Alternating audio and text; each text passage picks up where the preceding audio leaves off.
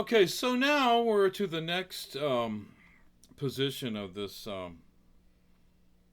A7th Arpeggio, and we're going to be playing from the 7th. So, there's two ways to play this. I've seen players use two different positions and different ways to play it. So, I'm going to play them both, and then you can practice them both because I know I've used both. So, I'll play the first one starting up here on the 15th fret of the low E string with your third finger to the 12th fret of the A string. Let me play it so you can hear it. My bad.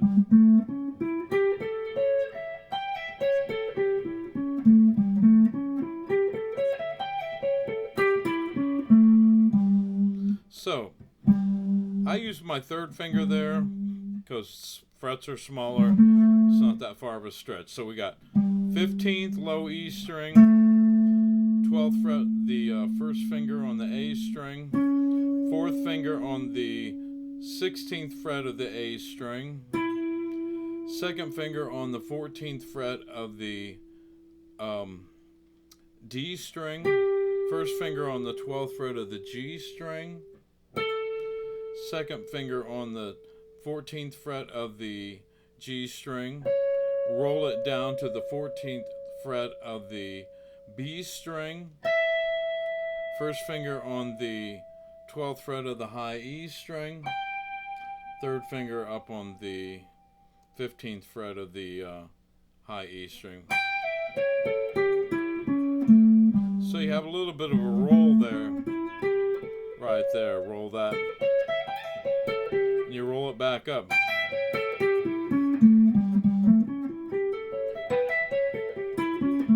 Again.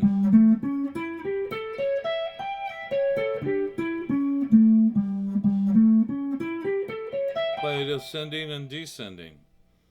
So let me play a little bit with that, and then I'll show you the other way to play those same notes, just a different fingering and different ways to a different way to play it on the same strings, but it's just a different way to play it.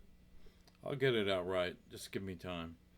Anyway, so I'm gonna play simple, try to make it sound melodic and make it sound musical.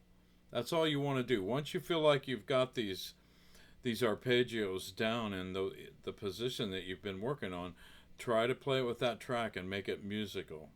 So here we go.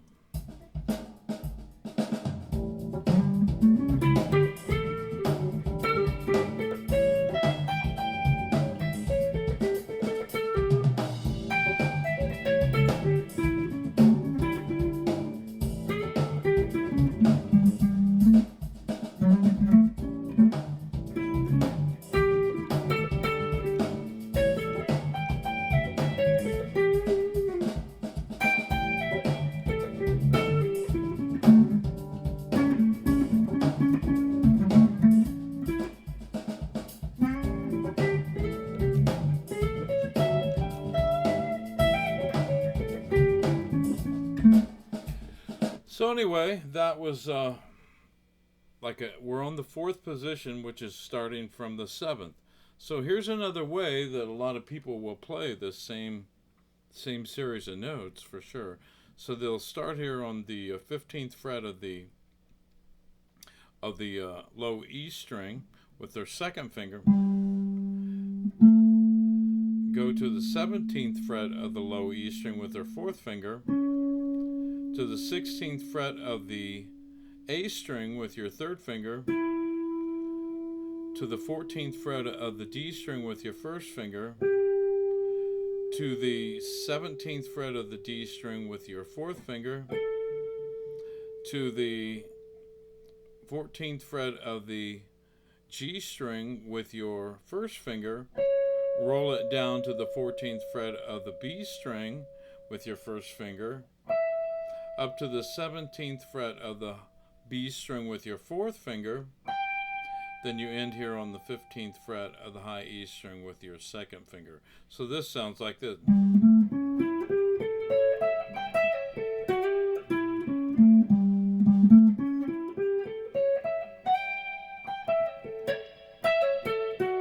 my bad.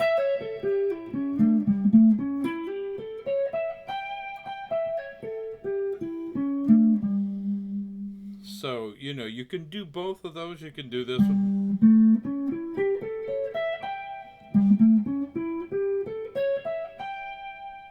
They're both the same notes, just a different way to play it. Some cats like it like this.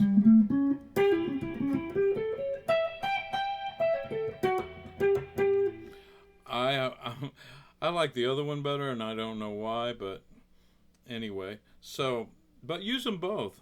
So I'm going to try to play and make it musical, you know. Again, these are just things that I use to, you know, memorize these arpeggios, these chord tones, because you know, when you're playing a blues song and you're playing this A7th chord, all those notes are in that chord. So if you're playing and jamming, if you know where all those notes are, and that's what the use of these arpeggios are for, you know, you can play some kind of a crazy chromatic riff. But as long as you land on one of those notes, it's going to sound all right. You know? Anyway, back to where I was at. So I'm going to play and jam using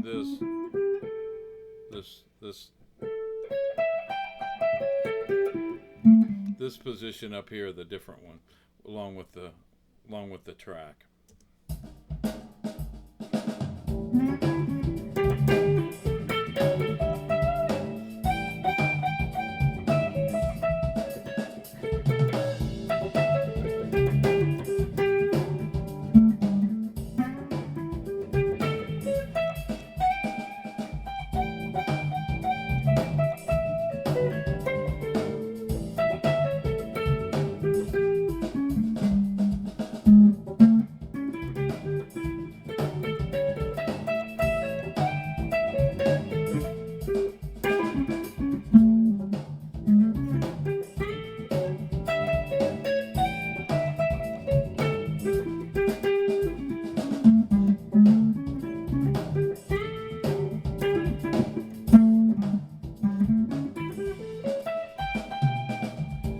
So anyway, I think you get the idea.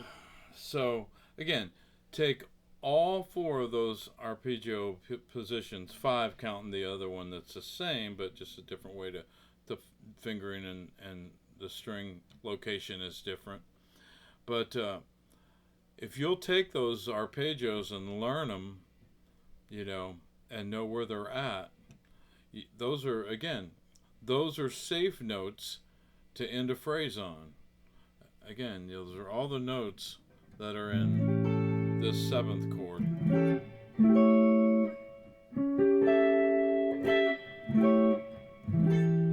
So if you're playing over a 7th chord, all those notes are going to sound great when you land on them or begin with them, whatever. But anyway, you got to memorize them first. So do your homework. Take some time, you know, practice.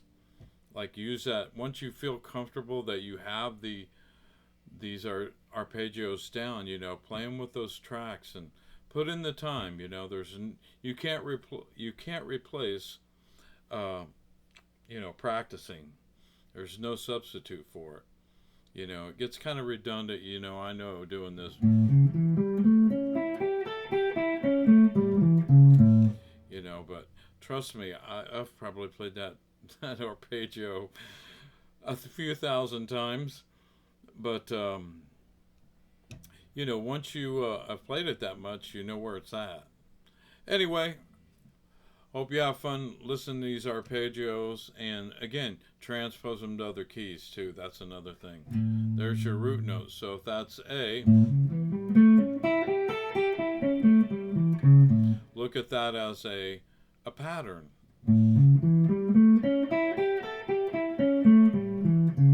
So if I take that pattern and move it up here to start on this C note, then I can play a C7 arpeggio, which would be this.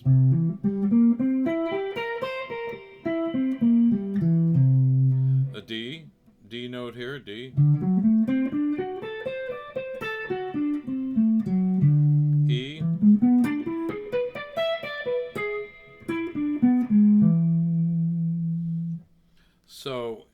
you can, like A, the third was here.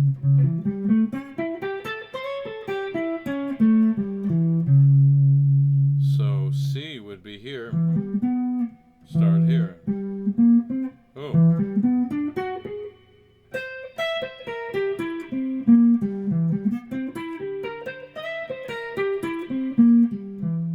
Threw me off for a second.